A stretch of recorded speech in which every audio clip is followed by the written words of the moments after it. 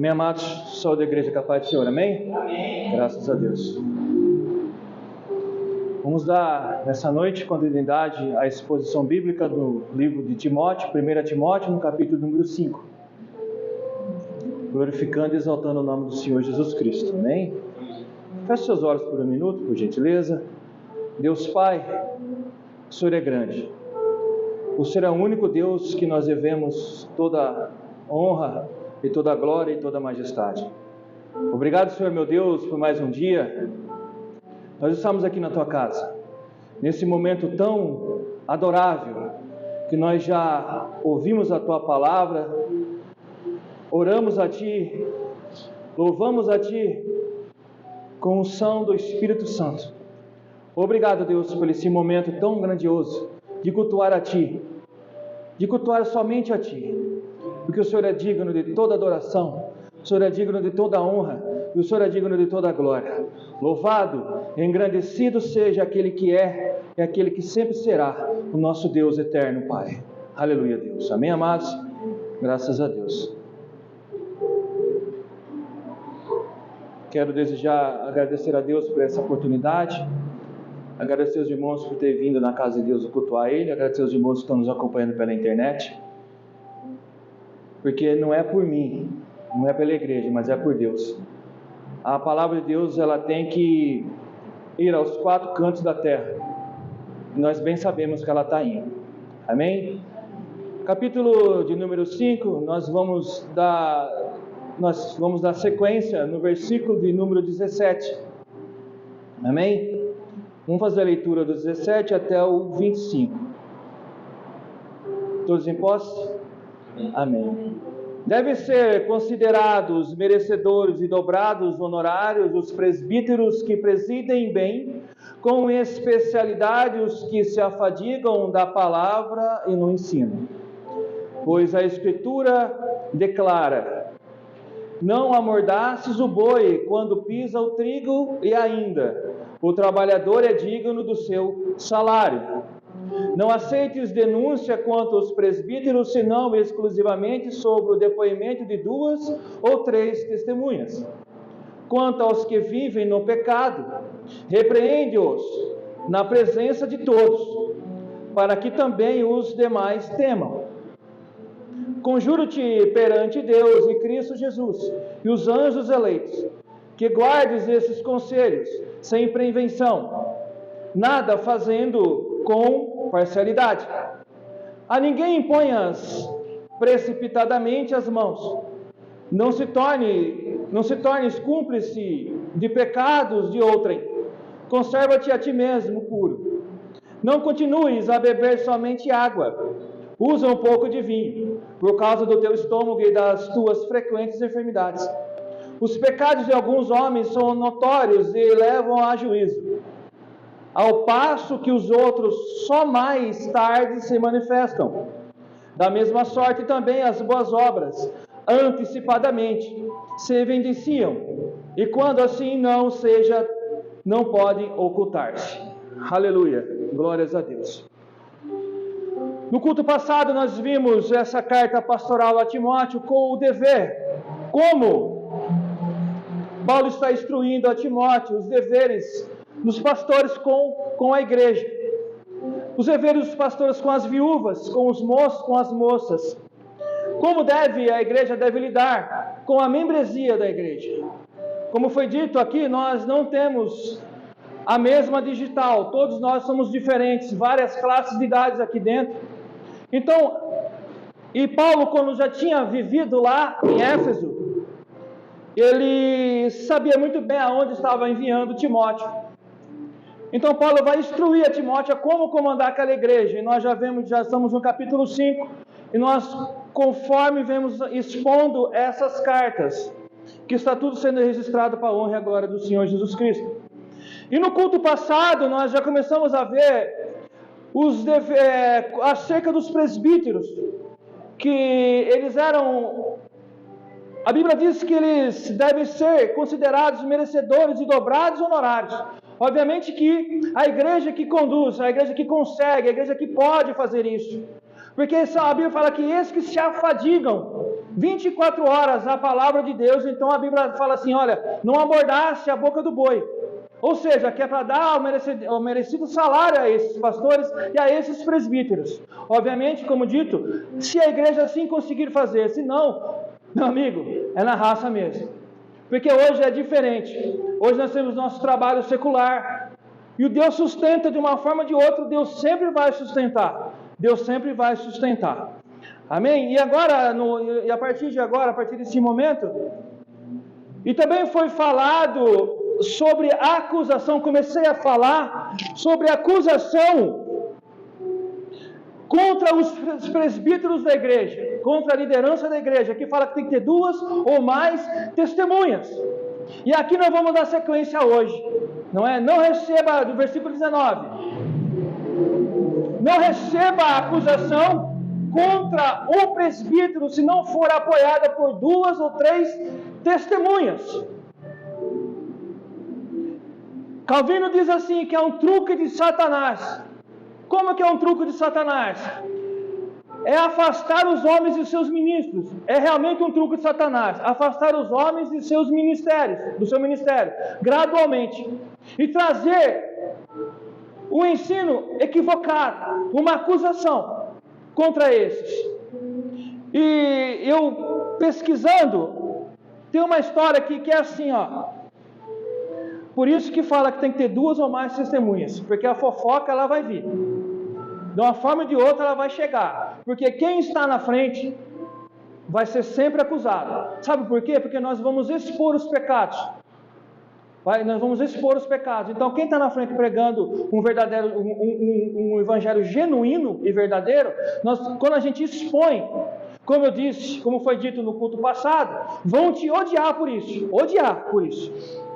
Vão te detestar por isso. Vão querer, o inimigo vai usar pessoas para tirar você da frente de estar pregando um evangelho genuíno. Então eu vou levantar pessoas para ir contra você. Porque contra a palavra não pode, mas contra a pessoa pode.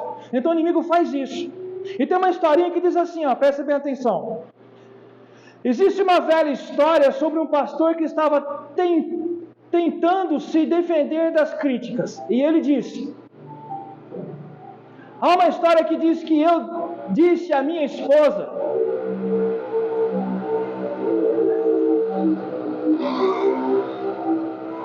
vamos lá, há uma história que diz que eu disse à minha esposa para não ir a uma certa igreja que tem reuniões malucas. Dizem que a minha esposa foi assim mesmo, e eu a arrastei para fora da igreja pelos cabelos. E a machuquei tanto que ela teve que ir para o hospital. Deixe-me responder essas acusações.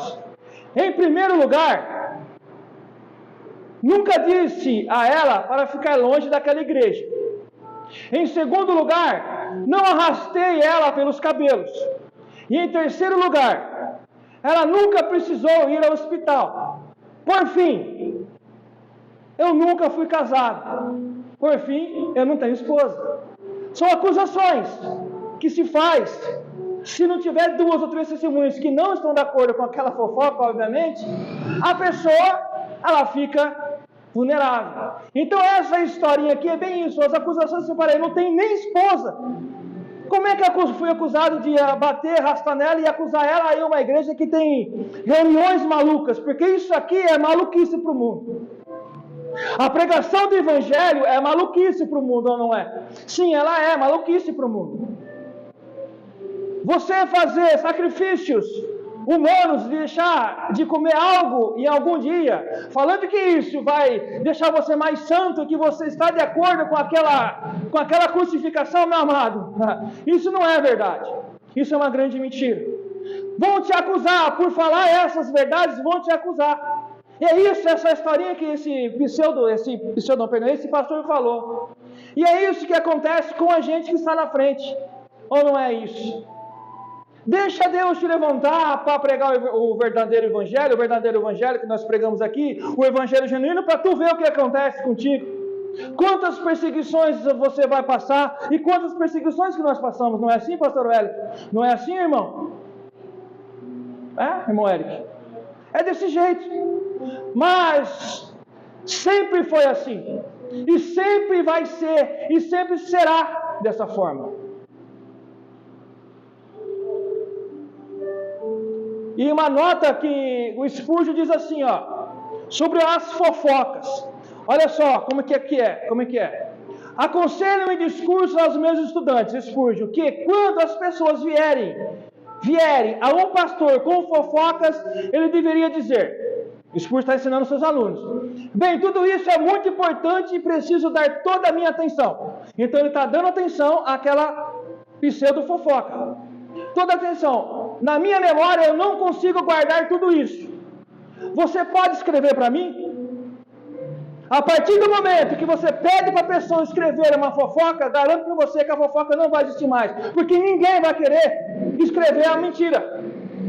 É um documento ali, mas você não falou. Agora, falar aqui, falar lá e falar lá, a fofoca faz o quê? Ela vai longe. E uma mentira gera outra, vai virando aquela bola de mentira, sabe? Então você escreve para mim, traga no meu gabinete, escreve para mim, coloca e dá para mim essa que você está falando. E ele fala assim, eles não vão escrever. Então, se te acusar de alguma coisa, você escreve para mim. Escreve para mim o que você está acusando aquele homem de Deus ou aquela mulher de Deus. Escreve para mim que eu vou levar para ele, não vamos ver. Eu quero ver se a pessoa vai escrever, mas não vai escrever. Te garanto que ela não vai escrever. Amém? 20. Já estou no 20. 20. Os que pecarem deverão ser repreendidos em público para que os demais também temam.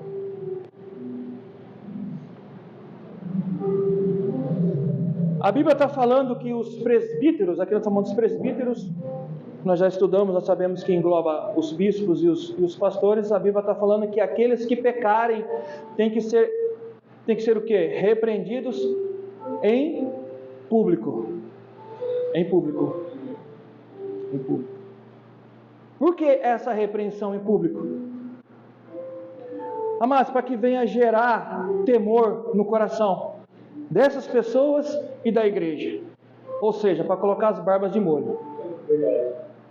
Certo? Se isso acontece nos dias de hoje, meu Deus do céu, não é? Garanto que muitas portas de muitas igrejas já estariam fechadas, porque é complicado.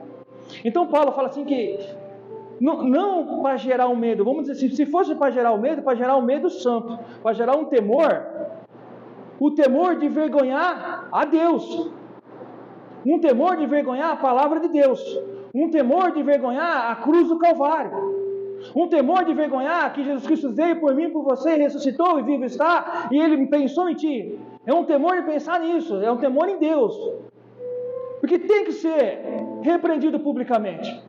Porque a pessoa, se ela repreender ela publicamente, ela vai pensar 2 ou 3 ou 4 ou 5 vezes para fazer aquele tipo de coisa, aquele tipo de pecado, ou não? Sim, a Bíblia instrui a isso. E não somente os líderes, mas toda a igreja. Mas em especial aqueles que estão na frente. Em especial aqueles que estão trazendo a palavra de Deus. Como eu vou trazer a palavra de Deus se eu estou em pecado? E quem está sabendo não vai me repreender. Está sendo conivente com o pecado, está pecando contra mim, levando a igreja toda, aquele lá está num determinado erro e agora está pregando a palavra de Deus. Como? Agora eu pergunto para vocês, existe ou não existe pessoas fazendo isso? Sim, existe. E muitas congregações têm tido esse problema. Mas por que eles têm tido esse problema? Por causa deles mesmos, não por causa de Deus. Eles geram esse problema e eu vou te explicar o porquê. Sabe, às vezes essas determinadas igrejas deixam esses determinados homens pregarem o evangelho por receio. Porque às vezes esses líderes eles têm grande influência. Eles têm grande influência, eles são carismáticos, têm uma contribuição forte, não é verdade? Eles têm uma contribuição forte, quando eu falo uma contribuição financeira forte, ou são homens que têm um certo cargo importante na cidade, não é verdade? Então, algumas denominações deixam esses homens na frente, mesmo sabendo dos pecados dessas pessoas, com medo de perder a membresia da igreja, porque se eu tirar este homem ou esta mulher da frente, que ela tem uma grande influência, ela é carismática, ela tem uma grande contribuição, isso e aquilo, o que vai acontecer? Os membros vão embora. Olha, isso não pode ser chamado de igreja, eles já estão todos corrompidos, isso é uma reunião, é um clube. Igreja não. Se tem um pastor que está sabendo, tem um irmão que está sabendo, chega até o diácono, fala e vamos chegar a fazer uma reunião para ver o que está acontecendo. E com toda a autoridade bíblica, olha, vem aqui. Isso é fato, isso é verdade, vamos ver o que está acontecendo. Mas ficar na frente não pode, amados. É corrupção contra a palavra de Deus, é mentira, é engano. E quem é o pai da mentira? Quem é o pai do engano? Satanás. Certo? Então isso não pode acontecer. Temos que ter pulso forte, pulso firme. Então há muitas igrejas fazendo isso nesse exato momento. Agora, toda vez que isso faz, eles mesmos estão se afundando na sua própria mentira, no seu próprio engano. Achando que estão fazendo algo bom para Deus e não estão fazendo nada de bom para Deus. E é por isso que Paulo foi bem claro com Timóteo: olha, repreenda-os publicamente para que todos os demais temam. Todos os demais, quando a membresia da igreja, todos temam. Temam a palavra de Deus. Olha, coloca suas barbas de molho. Não faça isso, que isso é errado. Se fizer, quer coisa mais vergonhosa na escola, quando acontecia alguma coisa, te chamavam lá na frente, você tem que ficar lá, né? E a professora falando, a diretora falando, você tem que ficar ali. Você ficava ou não ficava envergonhado? E os seus amigos tirando sarro? Você tinha que ficar ali. E pior coisa ainda, quando chamava seus pais, e na reunião falava de você, seus pais envergonhavam seus pais também, é a mesma coisa. E na igreja não é muito diferente disso, mas aqui o importante aqui é a palavra de Deus que está sendo envergonhada, é Deus que está sendo envergonhado. Isso não pode acontecer. Não pode acontecer.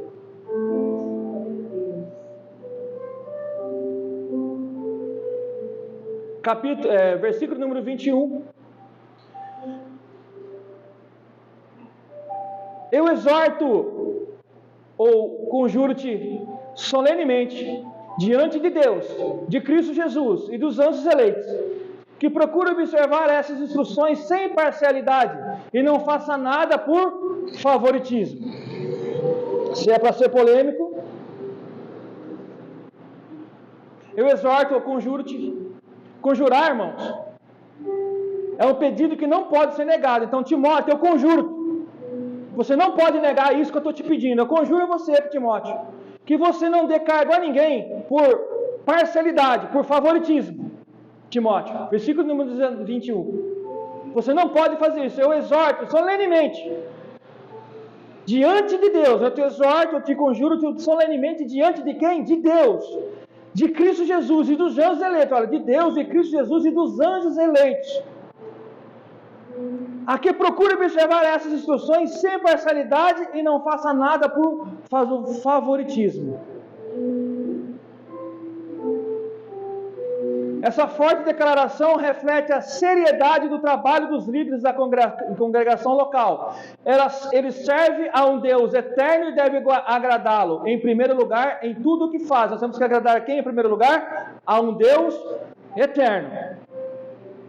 A um Deus eterno. A um Deus eterno. Um Criador soberano sem igual. Salvador soberano imaculado. E os anjos, testemunhas futuras, os anjos não caídos. Então, solenemente.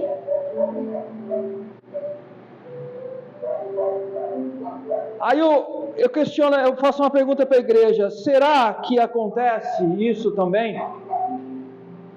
Será que alguns líderes são levantados por favoritismo?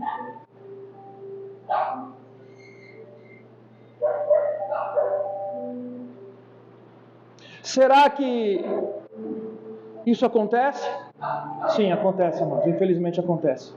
Como foi dito no versículo agora atrás, não sai muito fora disso. E Paulo fala, não faça isso, Timóteo. A igreja não pode fazer isso. A igreja não tem o direito de fazer isso, por favoritismo. Como foi dito, se a pessoa tem um cargo, ou alguma função, ou alguma coisa que pensa que é melhor que o outro, então o homem que não é de Deus, ele se acha homem de Deus, vamos colocar ele na frente como líder de tal, ou vou colocar ele para pregar. Deixa eu falar um negócio para a igreja. Aqui, todos temos uma profissão, todos temos nossos serviços seculares, e muitos lugares dentro da igreja vai ter juízes, prefeitos, vereadores, advogados, não é verdade? Vendedores, donos de comércio, né? Industriais. Mas quando, não somente aqui, mas falando dentro da igreja, quando entrar para dentro da igreja, somos todos o quê? Iguais. Somos todos iguais.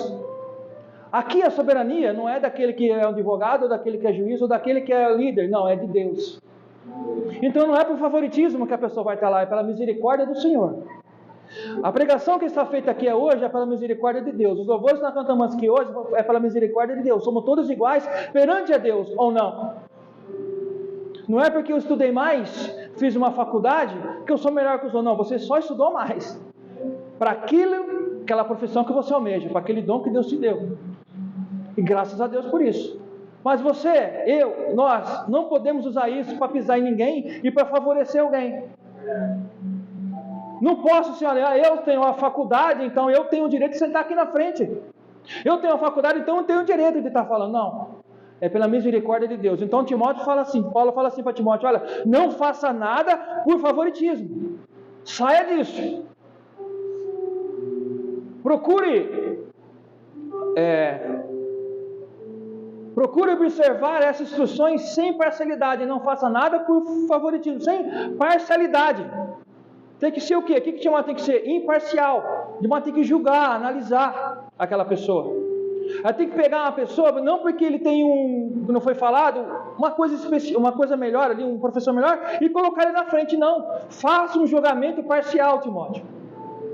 Faça um julgamento parcial, a Bíblia autoriza.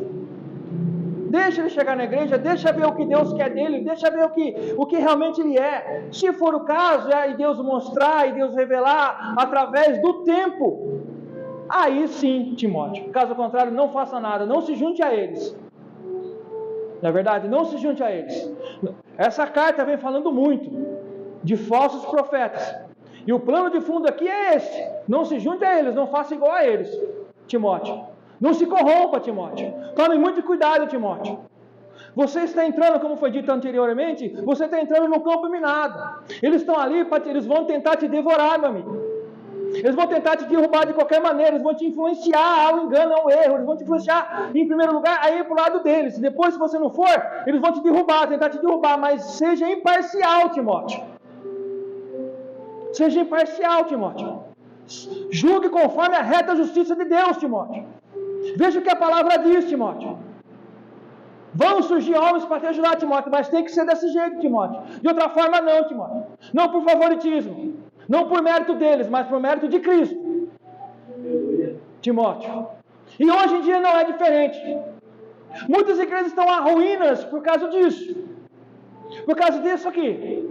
Eu coloco homens favorecidos lá por algum motivo, mas te garanto, não são igrejas, são clubes sociais de reuniões. Igreja não é. Igreja não é.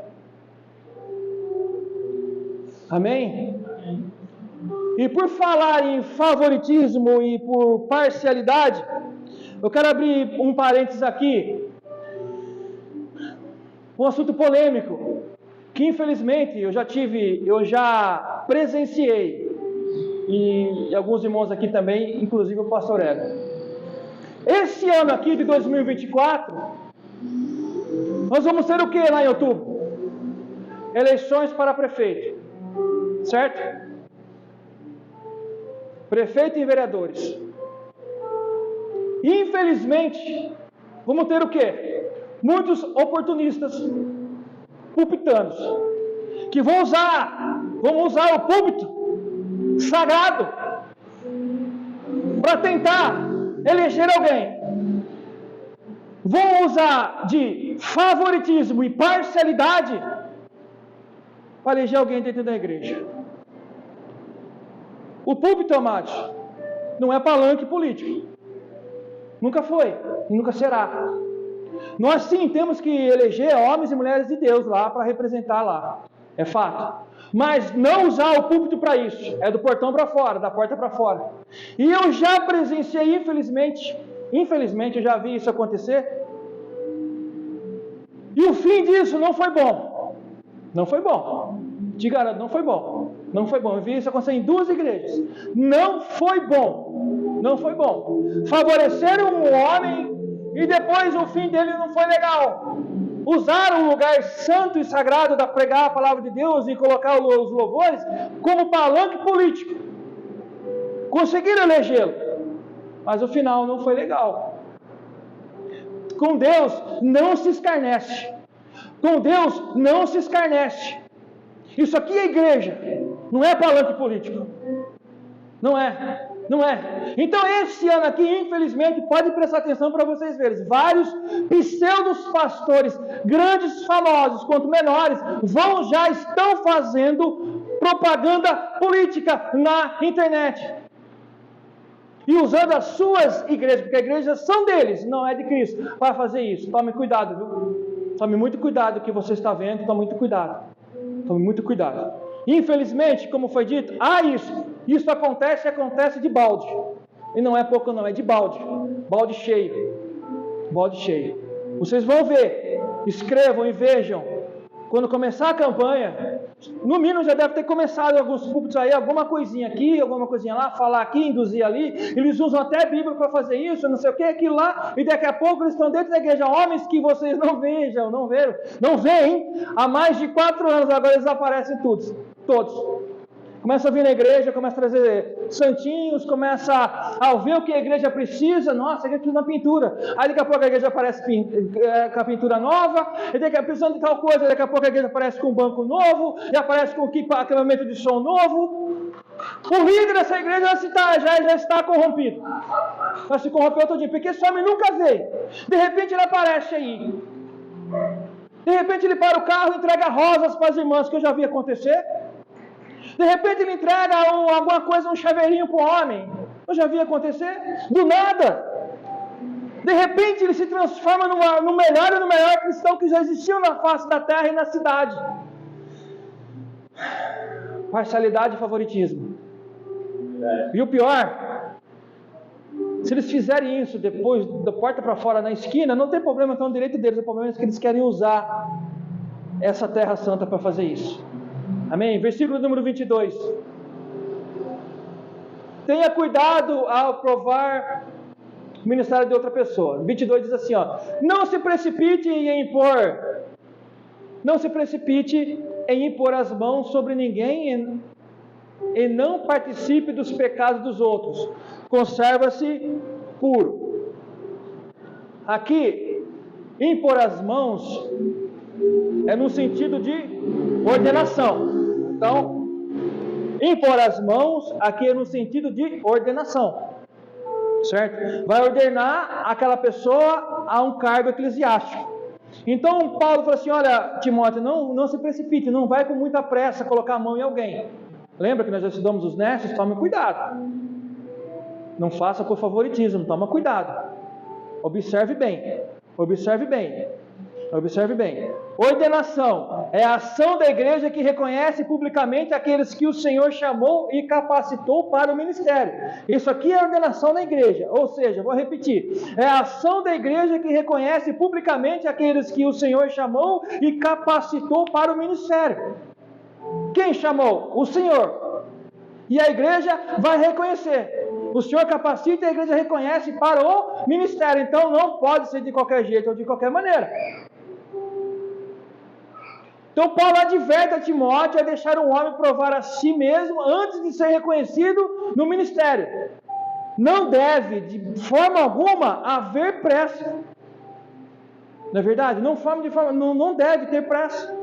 Colocar qualquer um para fazer um negócio tão sério, para pregar a palavra de Deus, fazer no ministério tão sério, não pode. Não é certo, a Bíblia não autoriza, não é certo, é errado. Tem que ter zelo com a palavra de Deus, tem que ter zelo com a palavra de Deus. E o tempo deve temperar o homem de Deus, sabia? O tempo ele vai temperar o homem de Deus. Ordenar, amados, prestem bem atenção, ordenar alguém para o ministério, às vezes, por precipitação, para alguns é até fácil. Ou não fez uma avaliação correta conforme o tempo, então ordena determinado homem para o ministério. Ele vai ficar no ministério. Aí ele vai começar a pecar, vai começar a errar. Tenta tirar para tu ver. Tenta. Eu já vi isso acontecer. Tenta tirar para tu ver. Faz uma verdadeira rebelião dentro da igreja. Começa as fofocas de grupinho aqui, uma fofoca de grupinho lá, uma fofoca de grupinho lá. De repente a igreja vira uma bagunça. E o que ele faz? Ele deixa a igreja uma bagunça, ele sai e leva um monte de irmão junto que fez a cabeça e vai embora. O tempo tem que temperar. O tempo deve temperar o homem para o ministério. Não é de qualquer jeito, de qualquer maneira. Tem um buraco ali, está precisando do ministro de louvor. Vamos por você mesmo, já que você tem uma boa dicção, sabe cantar bem. Mas ele é um homem de Deus. Quantos cantores que tem por aí que não são cantores para Deus, que não ministram louvor e que tem uma voz maravilhosa? Na verdade, está cheio de pessoas e cantores mundanos que têm uma voz maravilhosa, mas não cantam para Deus. Então a pessoa pode cantar bem, não tem um líder de louvor, então vamos pegar ele. Não tem um diácono, mas aquele tem um jeito de diácono, tem um jeitão, então não coloca ele, porque tem um jeitão. Ele tem um jeitão de pregar, então vamos colocar ele porque tem um jeitão de pregar, porque ele fala bem, se coloca bem. Não é assim, pastor Hector? Não é assim, igreja? Não é dessa maneira. O tempo tem que temperar eles, tem que temperar. Tem que dar um tempo ali, deixa ali, né? No azeite. Deixa ali no azeite. Oh, glória. Deixa ali no azeite. Vamos dar uma rodada aqui no manto. Deixa ali no azeite. Para curtir, né? Fica mais gostoso. Não é verdade? A pessoa tem que ficar ali.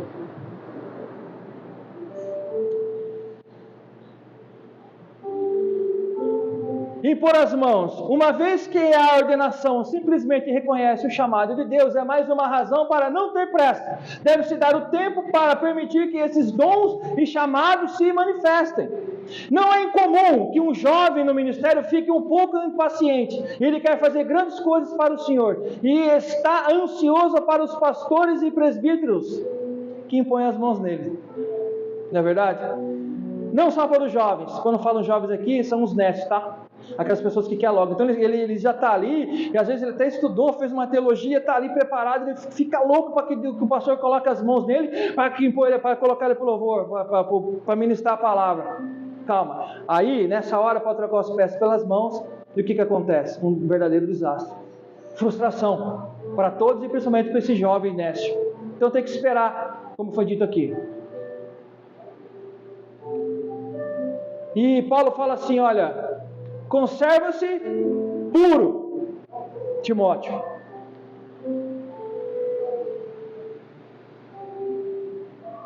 Isso se conecta a uma ideia importante. Se Timóteo foi chamado a observar e avaliar a vida dos outros, é importante que prestasse ainda mais atenção na sua vida própria. Não é verdade? Então, conserva-se puro, Timóteo. Se Deus te colocou no ministério que você vai pregar a palavra, você tem que permanecer puro. Puro. Timóteo tem que prestar atenção assim, observa isso, Timóteo, na sua vida, permaneça puro. Então, se você tem um chamado para o ministério, conserva-se puro. Se você tem um chamado para vir à igreja, ouvir a palavra de Deus, conserva-se puro também. A igreja tem que ser uma igreja pura e imaculada. Pura, tem que ser uma igreja pura. Pura. Mas eu sou pecador, presbítero. Quem aqui não é? Mas nós somos pecadores arrependidos. Não pecadores que não se arrependem, como tem muitos aí no mundo, não é verdade? O pecado para eles virou rotina, virou coisa normal. Nós não. Nós que temos a graça e o Espírito Santo no nosso coração, nós somos pecadores sim, mas pecadores arrependidos. Então, Timóteo, conserve-se puro. Puro com o quê? Com a palavra de Deus. Puro em oração. Puro com o Espírito Santo. Não se corrompa, Timóteo. Paulo está insistentemente falando isso. Insistentemente, não se corrompa, Timóteo. Toma muito cuidado. Toma muito cuidado. 22. Não se precipite em impor as mãos sobre ninguém e não participe, acabei de ler, né? E não participe dos pecados dos outros, conserve-se puro. Todos nós já temos pecados suficientes. Não precisamos acrescentar a isso participando dos pecados dos outros, ou não? Nós já temos pecados suficientes. Então você coloca a mão naquela pessoa, precipitadamente, você vai estar de acordo com aquele pecado, porque aquela pessoa vai entrar na frente, ela vai fazer errado, ela vai pecar e você também vai ser culpado junto com ela. E há muitas maneiras de fazer isso, participar dos pecados dos outros. Há algumas maneiras de fazer isso. E quais são elas? Podemos compartilhar os pecados dos outros dando-lhe um mau exemplo, ou seja, dando um mau testemunho. Então isso pode ser feito. Podemos compartilhar os pecados dos outros ao aprová-los ou ignorá-los. Você pode aprovar o pecado deles, você está dando mau testemunho, né? Ou ignorar o pecado também. Pecado da omissão. Então você vai participar do pecado dos outros. Ou você aprova o pecado ou você ignora. De uma forma ou de outra você vai estar junto lá. Agora, para ficar mais um pouco polêmico, podemos compartilhar os pecados dos outros, unindo-nos a uma igreja que espalha ensinamentos perigosos. Não é verdade? Podemos compartilhar os pecados dos outros, unindo-nos a uma igreja que espalha ensinamentos perigosos. Olha, amados, muitas igrejas são ramificações. Elas estão debaixo de liderança. Muitas igrejas funcionam da seguinte maneira: tem a sede, aí a sede tem as suas ramificações pela cidade afora, pelos bairros ou até mesmo em outras cidades, certo? Quando a igreja matriz ela coloca algo, todas as outras têm que segui-la. Não importa se aquilo é uma heresia ou não. Mesmo aquele pastor que está ali na frente, ele pode até saber que é uma heresia, mas ele tem que fazer porque foi ordenado pela matriz. E isso é muito perigoso. Demais de perigoso. Pelo simples fato dele estar levando toda a igreja ao grande precipício. Toda ovelha ao precipício. E o pior de tudo isso é que muitas ovelhas, sabendo disso, permanecem e continuam. Eles começam, como já foi dito aqui, com algumas coisas estranhas que não condiz nada com a palavra de Deus. Colocam algo a mais que a Bíblia não exige. Só que acontece que alguns líderes que sabem disso, sabendo disso, eles preferem continuar no engano, ao invés de falar a verdade, assim, se isso não é verdade, se isso é verdade. Irmão, se você sabe que é verdade, sabe que isso é pecado, que isso é heresia, por que permanecer? Você vai falar assim: eu não vou permanecer aqui porque vocês estão pregando heresia e isso não é bíblico. E eu não vou ser conivente com isso. Tchau, obrigado. Não tem como participar disso. Não compartilhando isso, se você compartilha disso, você está compartilhando do pecado deles. Você sabe que aquilo é errado, você sabe que aquilo não edifica, que aquilo vai levar a igreja todinha a pecar, mas você está participando por quê então? Está com medo de quê? Está com medo de ficar debaixo da cobertura espiritual do determinado líder? Deixa eu te falar um negócio. Os líderes espirituais, os pastores espirituais, nós oramos por vocês e como reciprocidade vocês oram por nós. Nós estamos debaixo da graça e da misericórdia de Deus. Há muito erro nisso. Há um grande erro nisso. Muitas pessoas não saem e ficam por causa de medo. Vê o que a Bíblia fala. Vê o que a Bíblia instrui. Vê o que ela está dizendo. Se você sabe que aquilo é uma grande heresia, por que permanece? Porque você está sendo conivente, você está pecando junto com essas pessoas. Então, o que Paulo fala para Timóteo? Olha, não participe dos pecados dos outros, conserve-se puro. conserva-se puro. Conserva-se puro. Isso infelizmente acontece muito, viu, amados? Isso infelizmente acontece muito.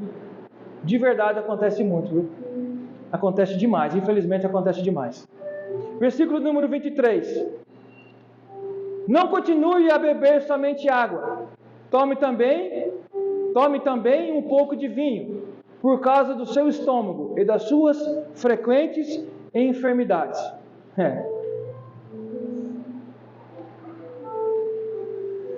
Enfim, o versículo preferido dos bebuns gospel. Enfim, o versículo preferido dos bebuns gospel, né? Usam esse versículo para tomar o quê? Uma biritinha. Como dizia o saudoso Mussum, tomar um mezinho. Esse versículo aqui é o preferido dos bebuns gospel. Marque bem essa frase aí. Ou não é? Quando fala que você pode ou não pode beber, o primeiro versículo que vem na mente deles é que mas Paulo falou para Timóteo que ele podia tomar um pouco de vinho. O muito prejudica, o pouco prejudica o muito. Não foi falado? Os bebum gospel adoram isso aqui. Ah, mas um pouquinho pode. Só que eles pegam e isolam isso aqui e falam assim, não dá nada não. A Bíblia está falando que a autoridade. Não, a Bíblia não está falando isso. Não é nada disso que Paulo está falando para Timóteo, assim, beber um pouco de vinho. Nós temos que estudar e ver por que Paulo falou isso. Paulo falou isso para Timóteo porque Timóteo tinha bastante dor de estômago. Paulo vivia enfermo. E naquela época, as águas que eles tomavam lá não eram água tratada pela Sabesp. Mesmo assim, para a Sabesp, vai lá você tomar da mangueira para você ver o que acontece. Né? Você compra água para tomar, um filtro, né, para tomar. Então não era qualquer água. Então Timóteo ele era um jovem muito enfermo, era um jovem que tinha bastante enfermidade. Então essas águas que ele estava tomando estavam fazendo muito mal para Timóteo. Então Paulo disse, toma um pouco de vinho. Esse vinho, eu vou explicar mais uma vez, esse vinho não é igual ao vinho de hoje, era um vinho de outro tipo de fermentação. Embriagava? Sim, embriagava, mas era outro tipo de fermentação. Então Paulo fala assim, você pega um pouco de água, mistura com vinho e toma, Timóteo, por causa do seu estômago, porque a fermentação daquele vinho ia melhorar o estômago de Timóteo. Então Timóteo ia tomar aqui uma sangrezinha. Dilui um pouquinho de vinho com água e toma, Timóteo. Você vai melhorar. Você vai melhorar.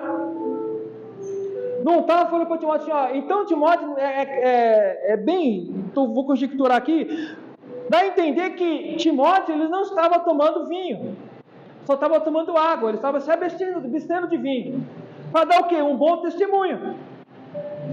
Não é verdade?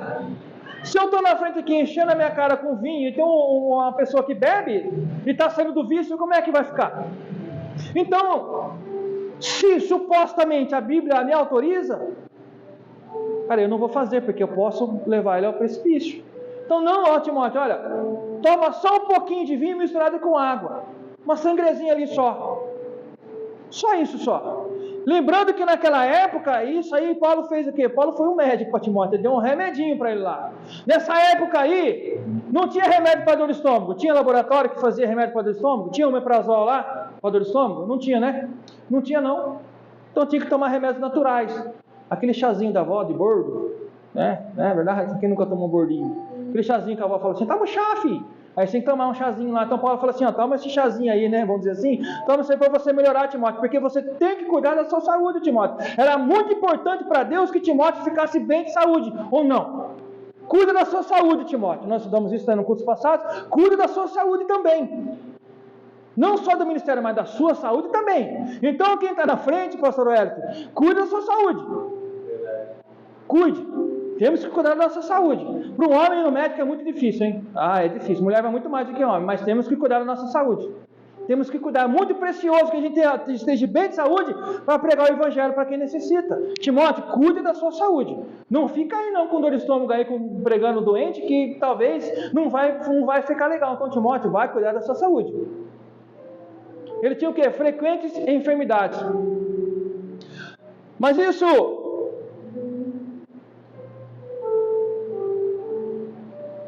Olha só, nota. Timóteo foi vítima de enfermidades frequentes. No entanto, Paulo não ordenou simplesmente uma cura por autoridade apostólica. Ou menos enviou-lhe um lenço com poder de cura. Atos 19, 11 e 12. Paulo tinha ou não tinha o dom de cura dado pelo Espírito Santo? Paulo tinha o dom de cura dado pelo Espírito Santo. E o que ele fala para Timóteo? Timóteo, vai lá e toma um pouco de vinho com água. Provando para mim e para você que quem está no comando do dom de cura não era Paulo. E era quem? O Espírito Santo, era o próprio Deus. Paulo podia, Deus podia, falou assim, ó, cura, então vamos curar Timóteo, para que ele venha pregar o Evangelho. Não, Deus não quis fazer dessa forma. Deus falou assim, ó, vai lá, você vai tomar remédio e vai passar por isso, porque eu quero desse jeito. Provando a quem? Que quem está no comando é Deus, e não Paulo. Se Paulo era tão usado por Deus, que um simples lenço dele, ele mandou para lá, e aquele homem, quando tocou no lenço, foi curado. O poder estava no lenço, ou o poder estava em Paulo? O poder estava em Paulo. Paulo era um homem diferente. Infelizmente, pessoas usam muito disso aqui, ó, desse versículo aqui do lenço, para fazer essas campanhas que fazem nessas igrejas por aí. Isso demonstra que Paulo não tinha poderes milagrosos por sua própria ordem, mas apenas por inspiração do Espírito Santo. Aparentemente, não houve tal inspiração no caso de Timóteo. Se a vontade de Deus que todos sejam curados agora, então Paulo e o Espírito Santo que o inspirou, levou a Timóteo a pecar, chamando-o a procurar um remédio natural em vez de uma cura divina. Deus usa remédios naturais para o trabalho dele também. E tem pessoas que dizem, você está doente, então não, vamos orar por você, que Deus vai te curar. Calma, Deus vai curar se Ele quer. Se Ele não quiser, se você tiver que passar por médico, por cirurgia, por remédio, se for a vontade de Deus, vai passar por isso. Deus vai provar que ali está presente também. Ali está presente também. Ali está presente também. E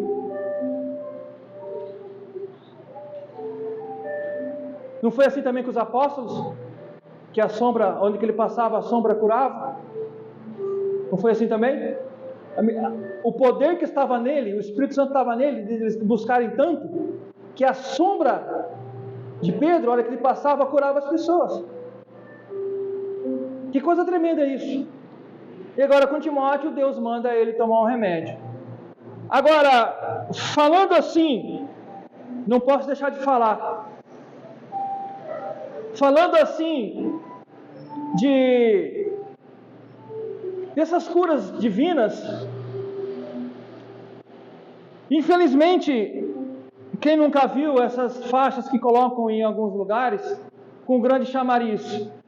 Hoje é grande noite de cura e libertação, por um grande homem e uma grande mulher de Deus. Quem já viu essa faixa? Eu já vi. Hoje à noite, culto de grande cura e libertação com um grande homem ou uma grande mulher de Deus. Olha só.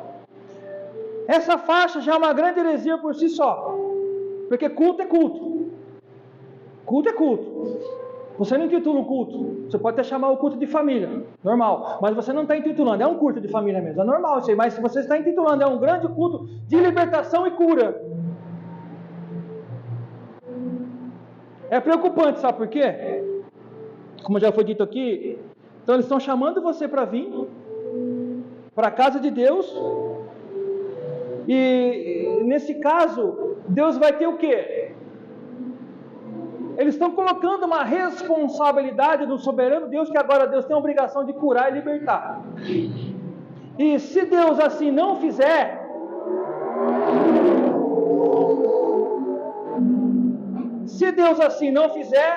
a culpa é do membro da igreja e não deles. Infelizmente isso acontece bastante. Isso é um grande absurdo, amados. Isso é um grande absurdo. Isso é um grande absurdo. Paulo tinha um dom de cura e Timóteo tinha grande frequência. Com grande frequência tinha dores e Paulo dá remédio para eles. Paulo nunca fez esse tipo de coisa. Paulo não ensinou a Timóteo a fazer esse tipo de coisa. Não ensinou, não. Paulo nunca ensinou. Não tem na Bíblia aqui que fale isso. Quando Deus quer curar, Deus quer libertar, Ele faz isso.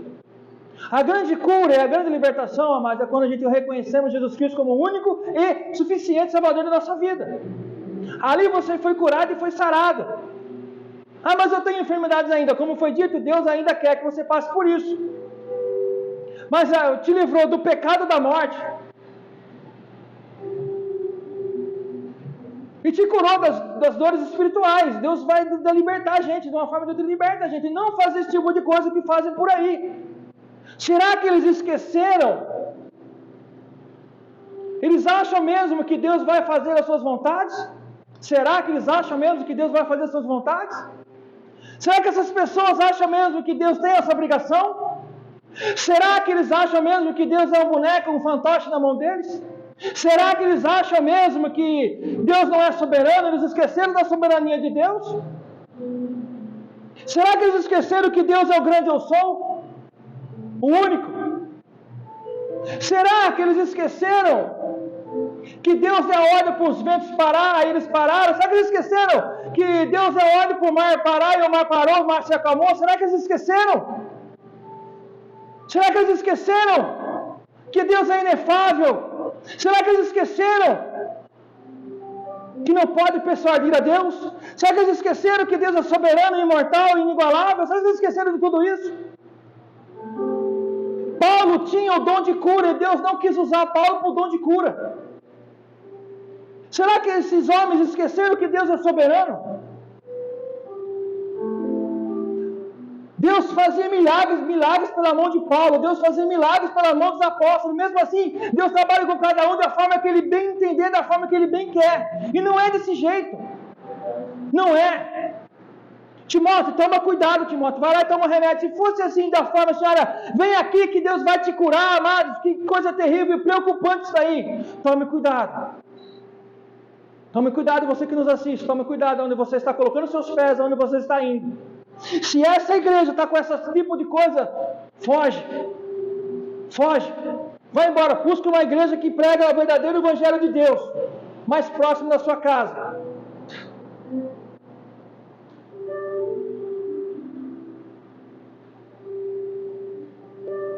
Versículo 24 e 25.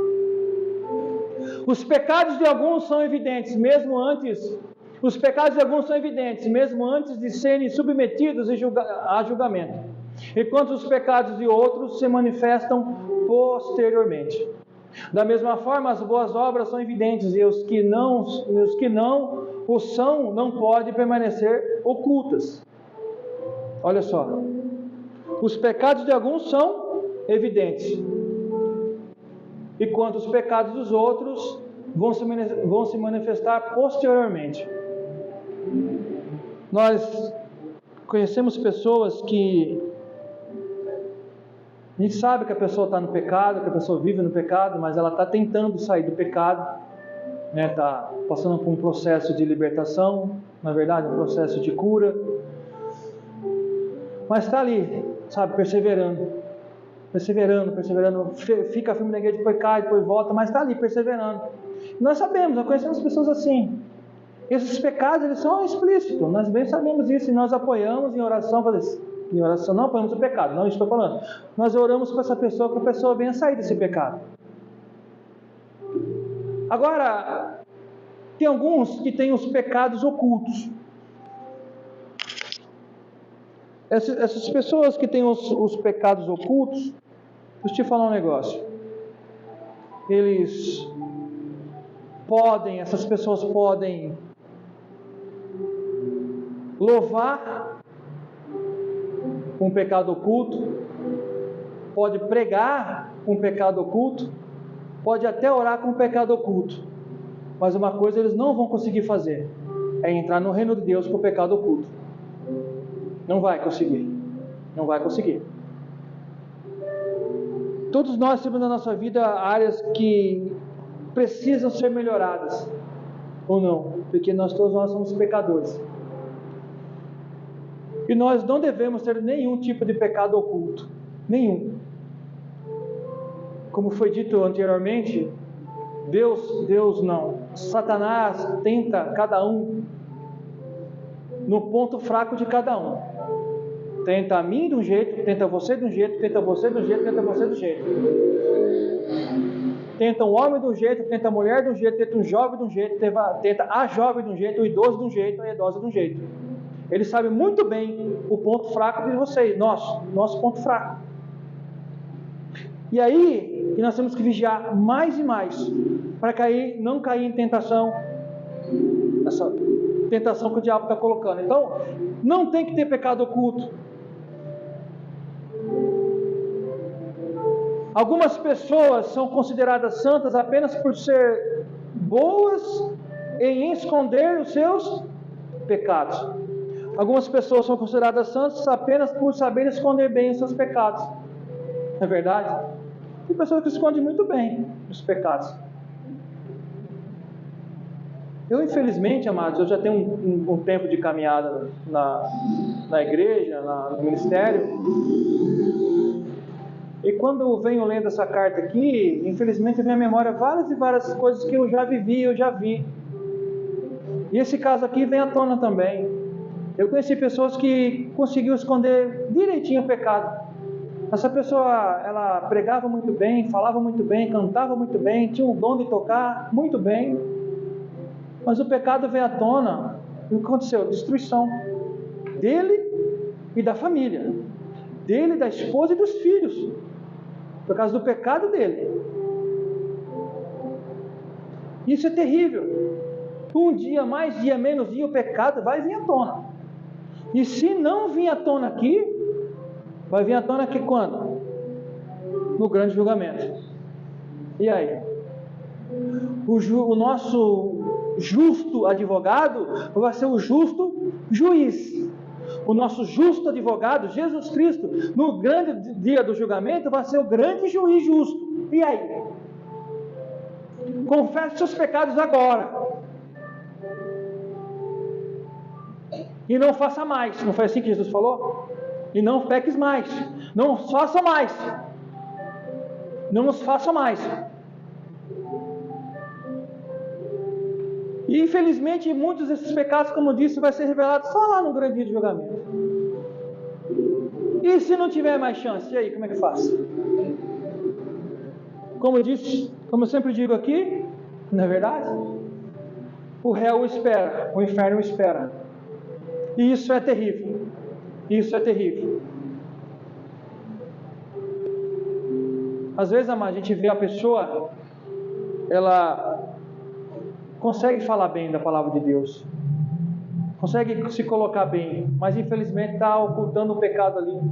E esse tipo de pessoa leva as pessoas a um grande precipício, ao engano e ao erro. Isso é muito, muito, muito, muito complicado. Isso é muito, muito ruim.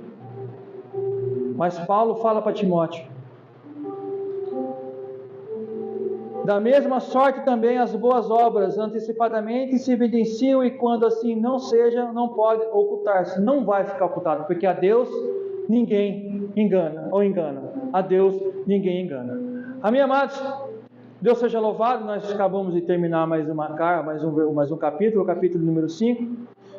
Deus seja louvado. E domingo que vem, se Deus assim permitir, nós vamos entrar no capítulo de número 6, aonde nós vamos falar dos senhores e dos servos, que nós já estudamos isso em Colossenses, dos escravos, né, como o Senhor deve tratar os seus escravos, como os escravos devem tratar os seus senhores, nos dias de hoje, como nós devemos tratar os patrões devem nos tratar. Nós vamos tratar sobre isso. Vamos tratar mais uma vez, olha só, mais uma vez sobre os falsos mestres, os falsos profetas e os perigos da riqueza. E Paulo vai fazer um apelo para Timóteo, e nós vamos falar, vai ser falado também acerca dos ricos, e Paulo vai dar o conselho apostólico final. Como sempre, é muito rico, o livro de Timóteo ele é muito rico, tem muita coisa para ser estudada aqui, muita coisa para ser falada, e se Deus permitir, nós vamos expor isso aqui biblicamente. Vamos iniciar domingo que vem o capítulo número 6 de 1 Timóteo. Amém? Mais uma vez eu agradeço a igreja em nome de Jesus, e Deus seja louvado. Amém.